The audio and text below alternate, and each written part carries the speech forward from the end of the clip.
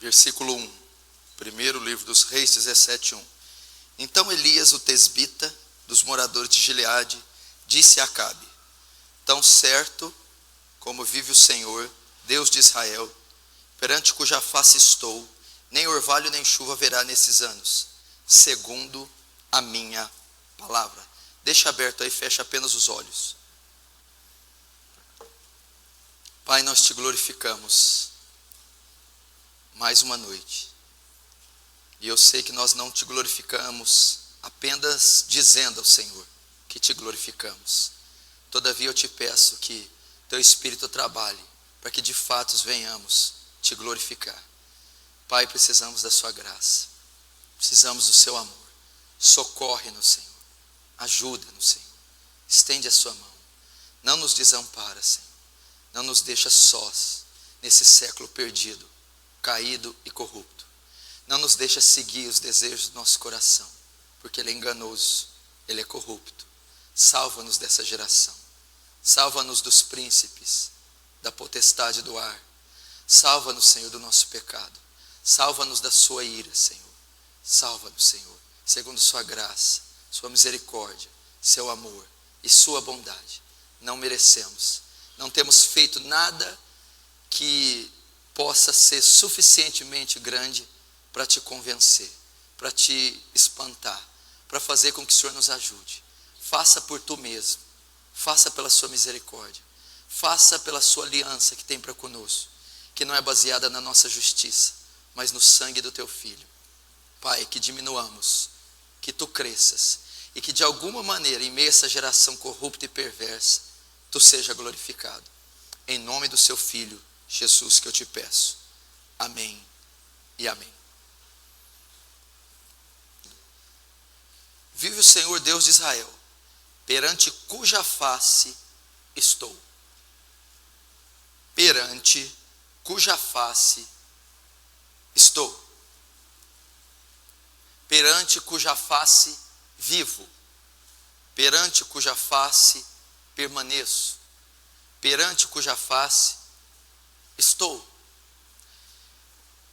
E eu estava meditando, falando comigo a respeito dessa geração, desse último século, dessas últimas décadas, do cristianismo que nós temos vivido, da igreja atual, do nosso ministério, da nossa própria condição, da nossa anemia, ignorância das coisas de Deus, debilidade espiritual, nosso fracasso.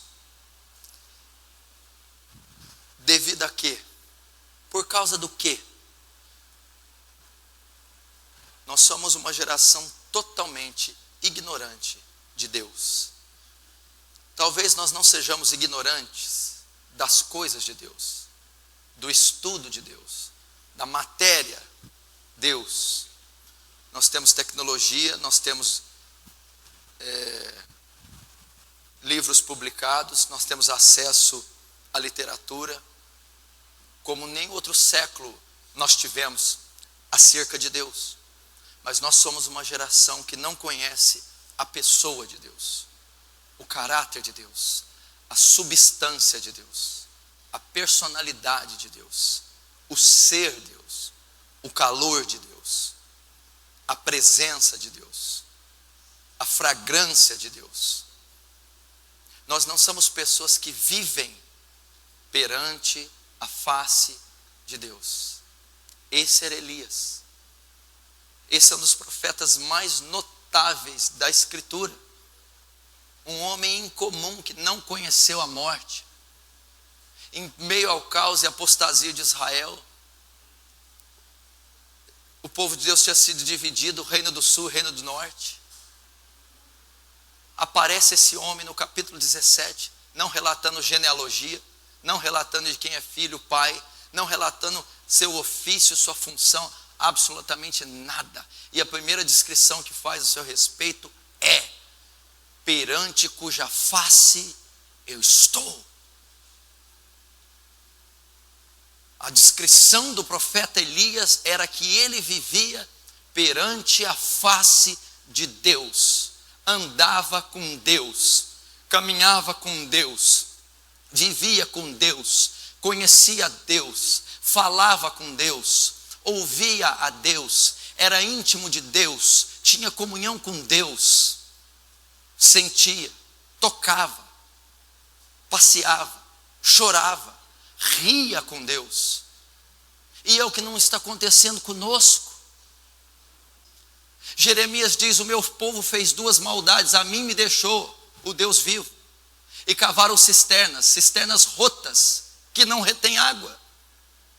Nós estamos recorrendo a cisternas rotas, nós estamos recorrendo a fontes rotas, nós estamos recorrendo às coisas que Deus faz, nós estamos recorrendo a bênçãos de Deus, nós estamos querendo o espaço na terra para ser feliz. Tudo que nós queremos é as cisternas rotas, são os milagres de Deus, são as bênçãos de Deus, o casamento de Deus, a cura de Deus, a felicidade de Deus. Tudo que passa, tudo que a traça come, a ferrugem corrói. Cisternas rotas. Nossa alegria ela é momentânea, temporal. Por quê? Porque nós estamos bebendo de fontes rotas e não de um manancial de águas vivas.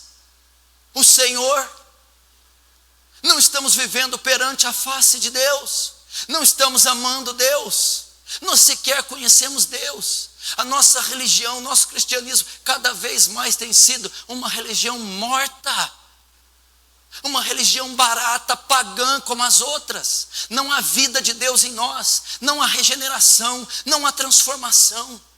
Eu estava orando para esse culto: Senhor, eles não estão felizes, eles não têm alegria, eles estão abatidos, eles estão incrédulos, eles estão desanimados, eles perderam a euforia, eles perderam a disposição, eles perderam o prazer. Olhe, Senhor, repare eles na hora do louvor, eles não cantam com alegria, eles não cantam com disposição, eles não cantam com euforia, eles não entoam louvor de coração, eles estão sem expectativa, eles não vêm ao culto com expectativa, eles não leem a palavra com expectativa, eles não oram com expectativa, estão sem fé, não creem em milagres, não creem em sobrenatural, não creem que serão homens de Deus, não creem em curas divinas, não creem em milagres extraordinários, não creem mais na ação sobre-humana, benevolente, estão desanimados, não têm ânimo, não têm motivação, não têm disposição, estão abatidos, angustiados, depressivos. Meu Deus, estão como Davi: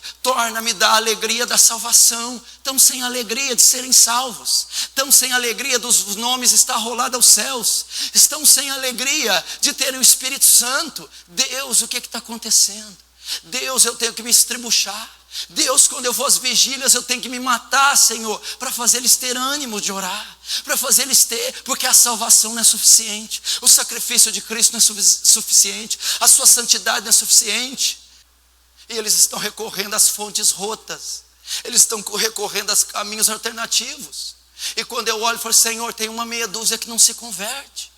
Eu orei: Senhor, por que o Evangelho, onde está o erro de algumas pessoas não serem colididas com o Evangelho, não serem transpassadas pela justiça, não serem esmagadas pela sua santidade, não serem moídas pelo seu juízo, não serem libertas, santificadas, purificadas pelas suas águas, não serem saciadas pelo seu pão. O que está acontecendo? Elas estão 1 ano, há 2, há 3, elas têm a mesma personalidade de Caim, a mesma personalidade de Saul, a mesma personalidade de Manassés, de Adão. Não há mudança expressiva, não há transformação de caráter. Elas são corruptas, são adúlteras, são imorais. Senhor, o que está acontecendo? Elas não te amam, elas não te conhecem, elas não te querem, elas não te veem como uma pessoa, como um amigo, como um companheiro. Elas têm que se saciar, Senhor, nas coloquíntidas, nas fontes rotas. Elas não conhecem a mim como andorinho ninho, como boi o seu possuidor, como jumenta o caminho da manjedoura. Por quê? Porque elas não vivem perante a minha face, porque elas não gostam da minha presença, porque elas não gostam de mim, porque elas querem algo de mim, mas elas não querem a mim.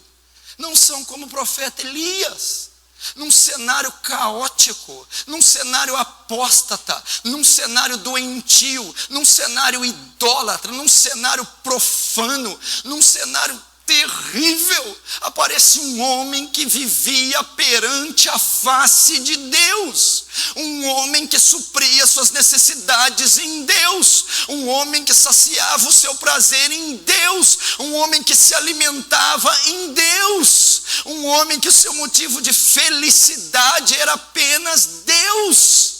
Nós estamos no mesmo cenário, Acabe e Jezabel reinando, Baal sendo adorado, seca e fome. Vivemos numa nação corrupta, vivemos num parlamento que parece ratazanas esfameadas, gananciosas pelo dinheiro. Vivemos em leis anti-Deus, anti-família, vivemos num mundo inescrupuloso, voraz, sagaz, ávido por maldade.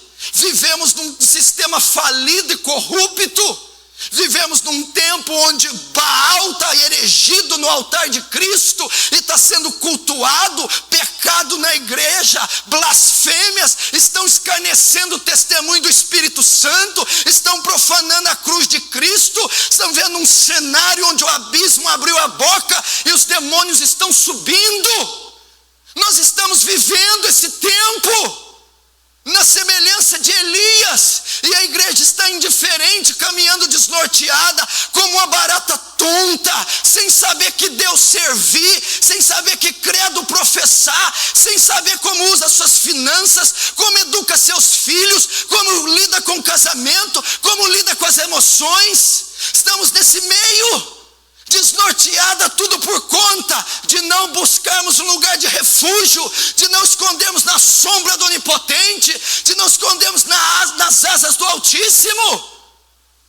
Nós não iremos prevalecer. Quantas mensagens dessas serão necessárias para você mudar, para você causar um transtorno na sua vida? Nós estamos falando de vida ou de morte, céu ou inferno. Eu posso não te ver essa manhã e você está perecendo no Hades. E se você, meu irmão, não deixar essas fontes rotas, se você não deixar essas formas alternativas, se você não parar de comer esse maná e comer o pão vivo que desceu do céu, meu irmão, esse suprimento não te salvará no dia do Senhor. Estamos nesse mesmo cenário. Obreiros desmotivados, pastores desmotivados, músicos desmotivados, não têm alegria, não têm disposição, não querem ser mártires, não querem morrer pela causa, não querem ser arrebatados, não querem ser glorificados. O que Deus é? O que Deus representa? Para que uma sinagoga, um templo? Para quê? Se nós vamos cultuar um Deus barato. Olha para você, jovem, você não sabe nada de Deus. Olha para você, você não sabe recitar 2 versículos de cor. Olha para você, imoral, promíscuo. Olha para você, irreverente. Você não tem temor a Deus. Você não olha os jovens da Bíblia, você não olha José, você não olha Estevão, você não olha Davi. Eram os homens mais poderosos da época, eram crianças de 17, 18 anos, eram homens que Israel não havia igual. O que vocês estão fazendo com esses cabelos, com essas roupas, com essa internet, com essas paqueras? Os olhos de Deus estão sobre toda a terra, contemplando os bons e os maus. Ele está te contemplando e Ele diz: lembra do teu Criador no dia da tua mocidade, antes que te venham os maus dias, e diga: não tenho mais nele contentamento. Eu vi no começo do culto jovens conversando, brincando, beliscando, mexendo em celular. Não tem reverência ao Santo Espírito, não tem disciplina na casa do Senhor. Onde nós vamos parar desse jeito? Onde vamos parar? Pessoas que não estão satisfeitas com nada, pessoas que são críticas, autossuficientes, juízas de si própria. pessoas que não reverenciam, julgam, acusam aquilo que não conhecem. Meu irmão, se você veio procurar uma igreja que vai satisfazer, sinto muito, eu não tenho compromisso com números, com os dízimos, não tenho compromisso com a popularidade. Vamos acordar, vamos acordar, vamos acordar. Aonde você vai? Tudo bem, eu sei que você tem crises, problemas e dificuldades, depressões, finanças e etc. Mas nada disso é comparado ao que equivale à sua alma eterna. E por que isso tudo ocorre? Porque vocês não vivem perante a face de Deus, porque vocês não conhecem a Deus. Meu irmão, Deus está nos chamando, é a última era da igreja, é o último século da igreja. Até quando você vai seguir furtando o que não é seu, mentindo no telefone? Até quando você vai continuar fornicando com essa menina? Até quando você vai ficar? Até quando você vai seguir? Amanhã talvez seja o seu funeral e tarde demais. O Deus perante cuja face estou. Eu falei, Deus, eu quero isso. Eu quero te conhecer, Deus. O mundo já chegou no seu limite, Senhor.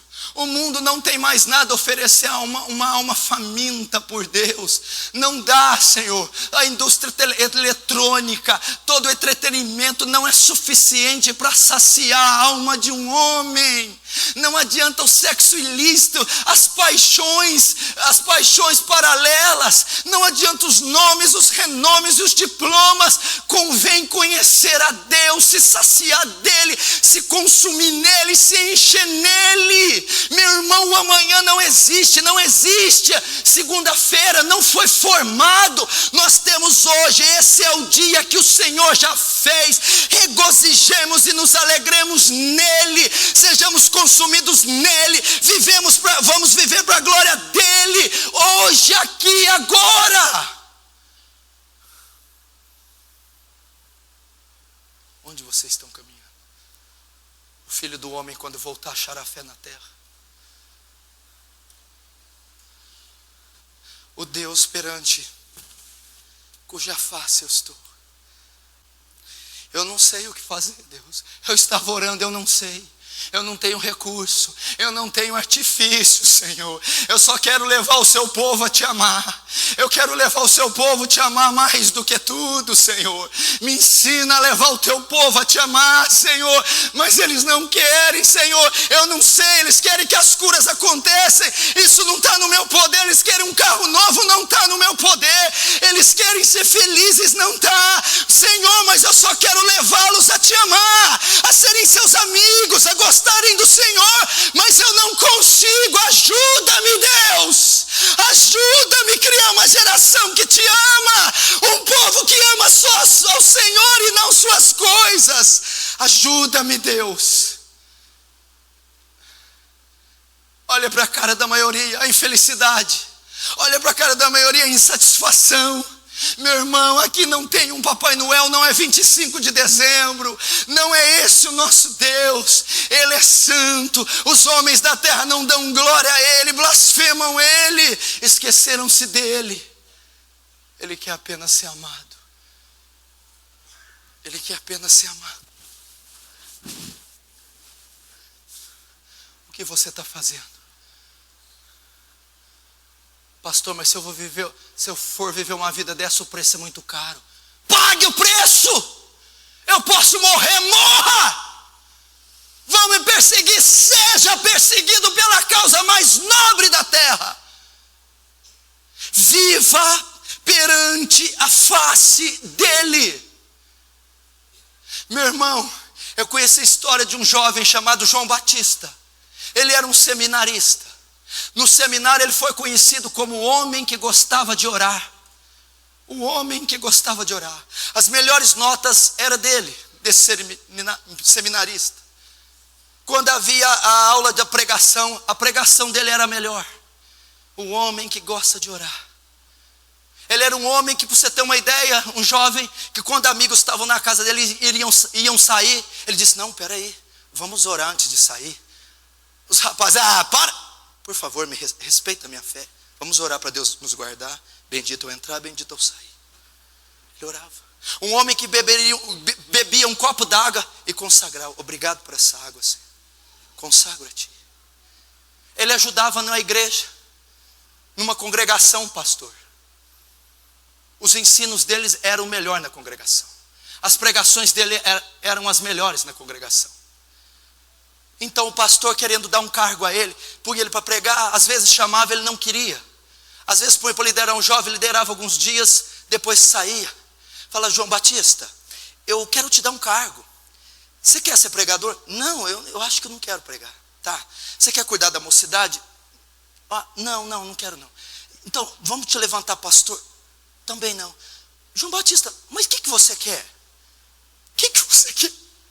Ele respondeu: pastor, eu quero Deus, pastor. Eu quero Deus. Eu só quero Deus, pastor. Me dá Deus, eu quero Deus. Eu só quero Deus. Eu não me satisfaço no ministério, na pregação. Eu não me satisfaço no cargo, eu me satisfaço em Deus. Eu quero Deus. Deus. Você consegue entender minha língua? Você consegue captar as minhas palavras? É isso que Elias está ensinando. Eu quero Deus, eu quero o Senhor, eu quero Deus, eu quero o Espírito Santo. Vocês não sabem o que quer dizer eu quero Deus. Eu quero Deus, me dá Deus.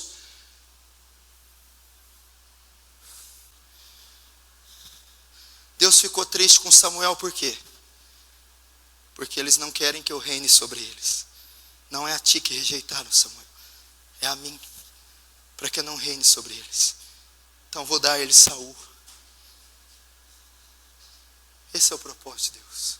Meu povo me esqueceu, meu povo me deixou, meu povo cavou cisternas rotas, meu povo queimou incenso a Baal, seguiu os Baalins, Renfá, Astarote. É isso que Deus está clamando, pedindo. Onde estão aquelas senhoras de oração? Onde estão aquelas senhoras que varam a noite em oração? Eu disse aqui que eu conheci uma senhora de 75 anos. Toda madrugada, numa cadeira de balanço, a mulher orava 5 horas por noite. Por toda a família, pastores. Essa mulher estava velha um dia. Perdeu o movimento das pernas. Para ir ao banheiro beber água tinha que ser carregada. Um dia, com muita sede, clamando o filho para levar ela à cozinha e beber água. Não tinha ninguém. Ela gritara, e ninguém vinha. Gritara, ninguém vinha. Essa mulher conta que um anjo apareceu, tomou ela no colo, levou à cozinha a beber água e trouxe ela de volta. Quando ela estava com quase 80, morrendo no hospital, foram fazer uma corrente de oração para ela. Ela disse: não orem por mim. Ele já tem me visitado dizendo que o meu dia chegou. Ele vai vir me buscar. Não necessitem orar. Onde estão essas senhoras? Se ele viesse com os pés sujos de poeira e uma túnica amarelada num jumento, você o negaria. Porque você diria que ele não atinge o conceito de padrão seu. Ama a Deus. Isso é só para pastor.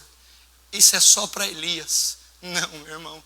Quando o véu rasgou de alto a baixo, todos se fizeram Elias, todos se fizeram Moisés, todos se fizeram Déboras, todos têm acesso, todos podem participar da natureza divina, todos podem ser reinos, sacerdotes, todos. A Bíblia diz que ele saiu de Tisbé. Tisbé é uma cidadezinha que nem tem no mapa ao sul de Gileade. Nada se sabe dessa cidade, quase que histórica. Mostra que o Elias não tinha currículo, grau acadêmico, não tinha literatura, não tinha. Mas era um homem que foi arrebatado aos céus. Isso está ensinando, meu irmão, que aquele que vive perante a face do Senhor não vai necessitar de currículos e renomes para executar os desígnios de Deus Deus neste século está dizendo que toda papelada e burocracia não serão suficientes para derrubar o império das trevas que está constituído. Porque um homem que fica diante de Deus de joelhos é um homem que põe o inimigo de joelhos. Elias era esse homem, porque estava perante a face de Deus. Não necessitava de currículos, não necessitava de genealogia, não necessitava de anéis nem de diplomas, pois estava escrito nele a lei de Deus, nas tábuas de carne. Esse era Elias. A Bíblia diz que ele diz: segundo a minha palavra, nem chuva e nem orvalho haverá. A Bíblia diz que 3 anos e meio não choveu. Notem que a Bíblia diz, não diz, segundo a palavra de Deus, não vai chover. Não. Elias disse, segundo a minha palavra. Segundo a minha palavra não vai chover. Elias deteve poder, controle e autoridade sobre a natureza. Porque Elias deteve autoridade, porque um homem que vive perante a face de Deus é um homem que tem autoridade, não tem um mero conhecimento, não é como a cana agitada pelo vento, pentecostalismo sem conteúdo, mas autoridade. Consegue reger as forças da natureza, dominar as faculdades físicas, porque perante a face de Deus habita. Então é um homem que tem autoridade nas suas palavras. Segundo minha palavra, segundo a palavra que sai da minha boca, os céus reterão as chuvas. Eu estou falando do poder de Deus, do evangelho de Deus, da glória de Deus. Esse era Elias. Depois diz, retira-te daqui e vai para o lado oriental e esconde-te junto à torrente de Querite. Deus diz para ele, Elias, esconde-te. Como assim? Você está sob as luzes da ribalta, em evidência, notório. Vá para uma caverna, se esconda, não seja visto, não seja notado, não seja conhecido. O que eu aprendo aqui? Uma pessoa que vive perante a face de Deus. Oh, meu irmão, tem o velho homem morto, a carne morta. A natureza desse homem não prevalece. Ela é escondida, morta. As pessoas que o veem, não veem a ele, mas veem a Cristo. Como o apóstolo Paulo, não sou eu que vive. Por que você não vive? Porque vivo perante a face de Deus. De contínuo ando com ele, caminho. De contínuo estou além do véu. Então o Paulo, apóstolo Saulo, é morto. E quem vê a mim, vê a Cristo. Esse é o resultado de quem vive perante a face de Deus. Sua natureza é encoberta, morta, destituída. A pessoa que vive perante a face de Deus, a glória não é dela, não é para ela, não é a natureza dela que prevalece, não é a personalidade dela, não são as convicções dela. Ela se esconde, ela não aparece. O que é notório nela é o Espírito de Deus, é o caráter de Cristo, é o fruto do Espírito Santo.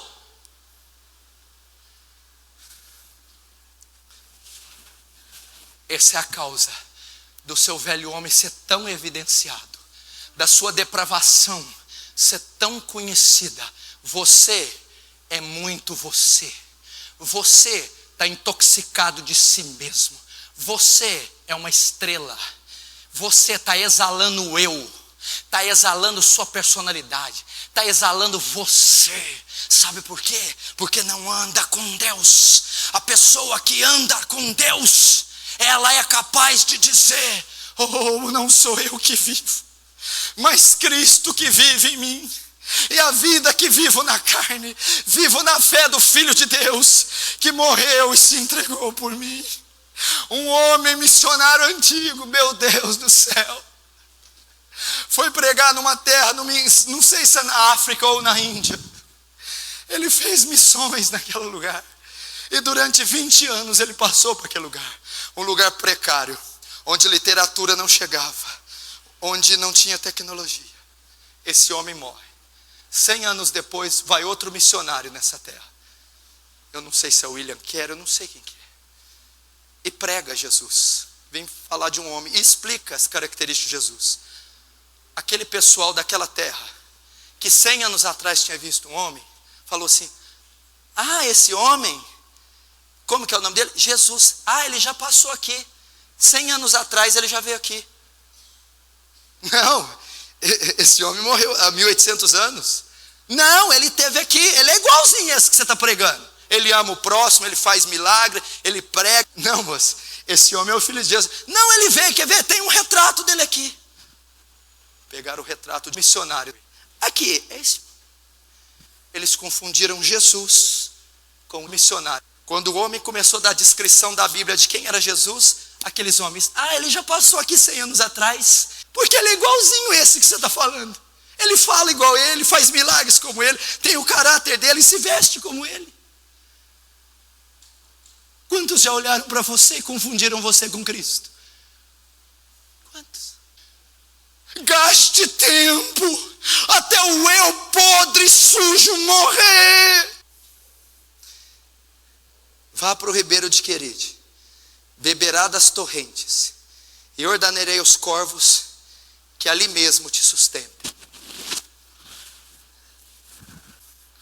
Elias foi para o ribeiro e Deus disse: fica aí nesse ribeiro, nessa caverna. Eu vou dar água do ribeiro para você beber, e eu vou ordenar os corvos para te darem de comer. Provisão. Provisão. Você não vai preocupar com o que você vai comer, nem o que você vai beber, nem onde vai dormir. Eu vou prover. Você vai viver da minha mão. O homem que vive perante a face de Deus é provido por Deus. É provido por Deus. É alimentado por Deus. É saciado por Deus. É protegido por Deus. Me diga uma coisa: quem lançou mão de um fio de cabelo de Elias?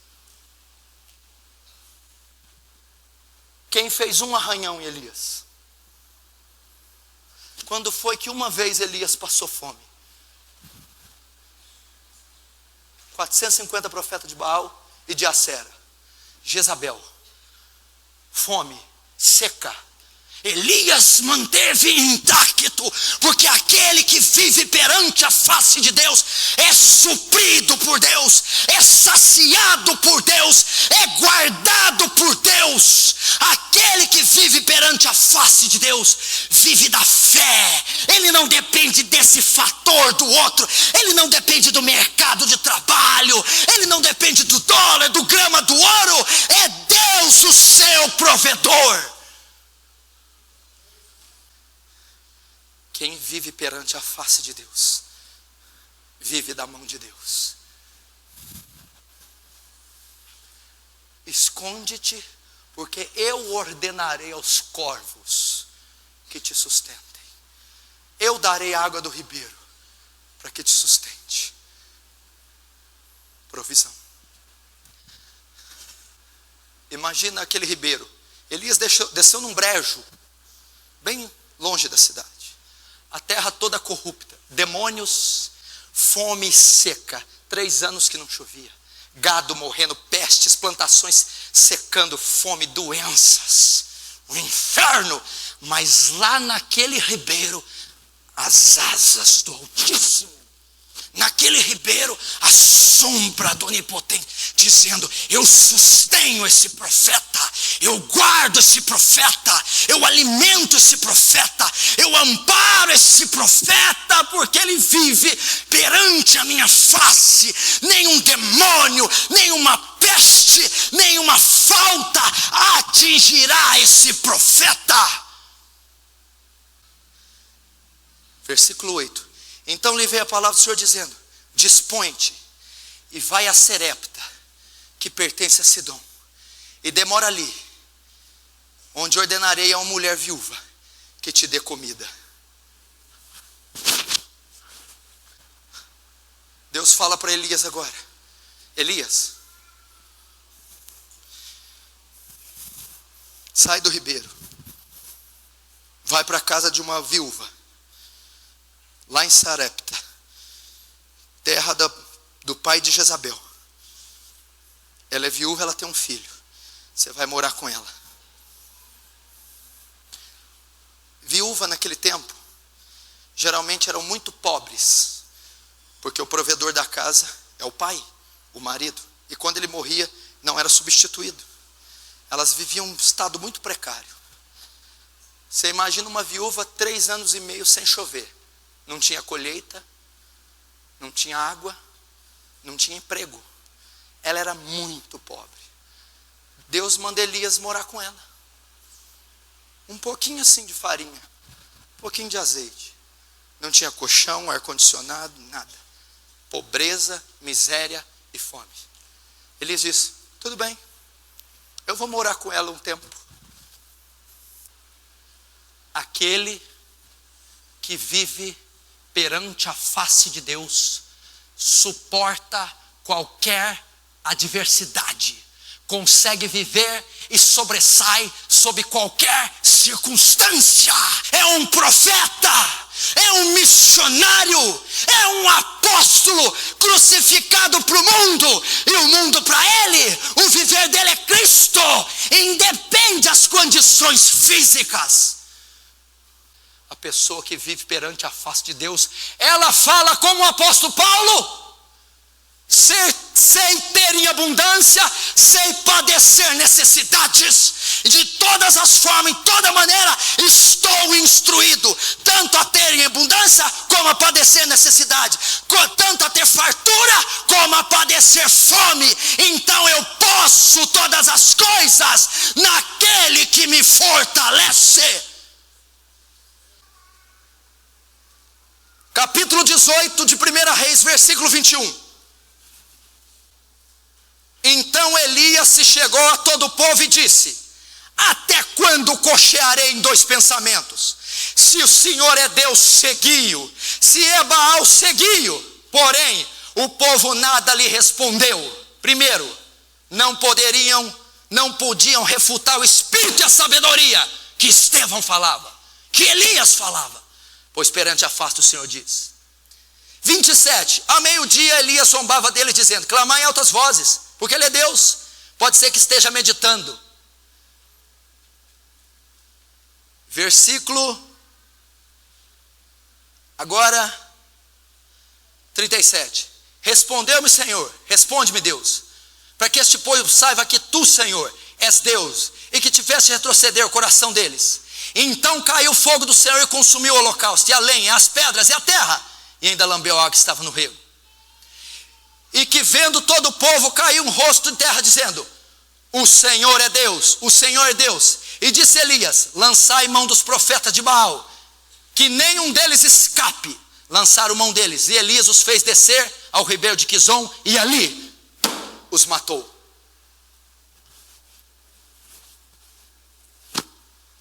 Última coisa, para terminar. Sabe qual que é o resultado de quem vive perante a face de Deus? A seca era causada por Baal, pela idolatria, pelos profetas de Baal, pelos demônios que estavam na terra. Havia seca, havia fome, havia morte, havia desemprego, havia idolatria, havia apostasia. Os demônios estavam na terra. toda a terra dominada pela apostasia. Então sai de Tisbé um homem com uma capa chamada Elias. Então eles vêm em cima do Monte Carmelo, convoca 450 profetas de Baal. Vocês convocarão o seu Deus, eu convocarei o meu, e vamos ver quem vai vencer. A tarde toda, a manhã toda clamando: Baal, Baal, Baal. Nada aconteceu. Elias oferece o sacrifício: Senhor, para que saibam que tu és Deus, faz fogo descer. Meu irmão, você já imaginou essa magnitude? Os sacrifícios do Antigo Testamento, tudo bem, põe o cordeiro e o fogo consumia. Agora imagine em pleno ar livre, uma chuva de fogo, uma cascata de fogo, um rio de fogo descendo porque um homem orou e queimando o sacrifício. A Bíblia diz que fogo do céu desce e Elias, no ribeiro de Quizon, mata os 450 profetas. Elias venceu. O que eu aprendo aqui? Último tópico: um homem que vive perante a face de Deus é um vencedor. Não há obstáculos que ele não transponha, não há demônios que ele não derrube, não há situações caóticas que ele não atravesse. Elias foi um vencedor, mais do que vencedor, porque vivia perante a face de Deus.